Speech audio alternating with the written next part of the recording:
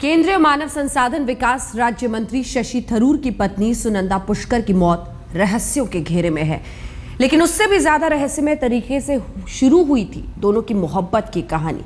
बस 2 साल के भीतर दोनों का प्यार शादी की मुकाम तक पहुंच गया, कुछ सवालों से जूझते हुए, कुछ सवाल छोड़ते हुए।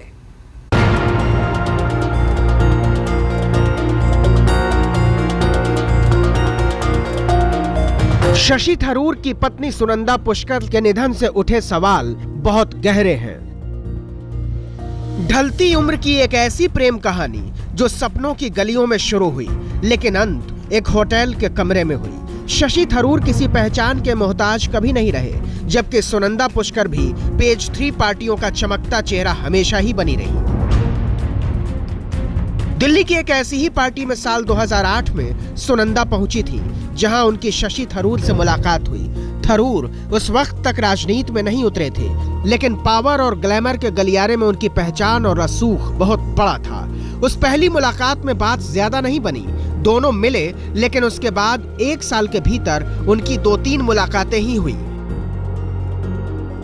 कहते हैं कि दोस्ती ही मोहब्बत की पहली सीढ़ी होती है। दोस्ती की सीढ़ी पकड़कर दोनों मोहब्बत की खूबसूरत ऊंचाई पर तब पहुंचे जब दुबई में सुनंदा से थरूर की मुलाकात हुई।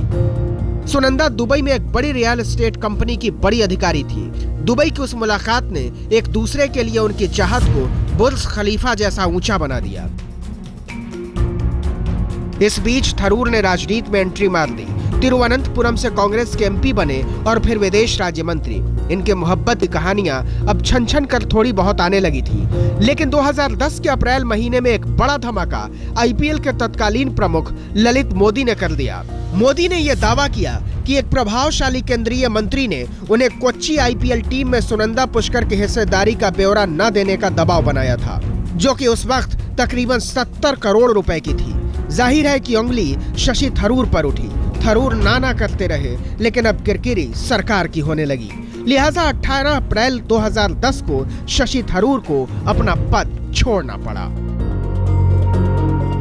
मोहब्बत में ताज छूटने की कहानी नई परिभाषा गढ़ने लगी। शशि थरूर का मंत्री पद गया, लाल बत्ती गई, लेकिन जिस प्यार में ये सब कुछ छूटा, वो प्यार 22 अगस्त 2010 को शादी में बदल गया। शशि थरूर और सुनंदा पुष्कर पति पत्नी हो गए। इत्तेफाक देखिए कि थरूर और सुनंदा दोनों की यह तीसरी शादी थी। शशि थरूर की पहली शादी कोलकाता की एक पढ़ी लिखी महिला तिलोत्तमा मुखर्जी से हुई थी, लेकिन वो शादी ज्यादा दिन तक चली नहीं।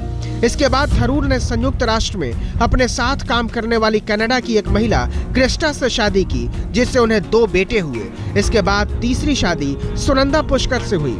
उधर सुनंदा की पहली शादी कश्मीर के एक युवक संजय रैना से हुई थी। संजय से तलाक लेने के बाद सुनंदा ने केरल के एक बिजनेसमैन सुजीत मेनन से शादी की, जिनकी 1997 में मृत्यु हो गई। सुनंदा ने 13 साल बाद तीसरी शादी रचाई, लेकिन जिंदगी एक दर्दनाक मोड़ पर हमेशा के लिए खामोश हो गई। प्यार से शादी तक की तमाम यादों के साए में। आज तक ब्यूरो।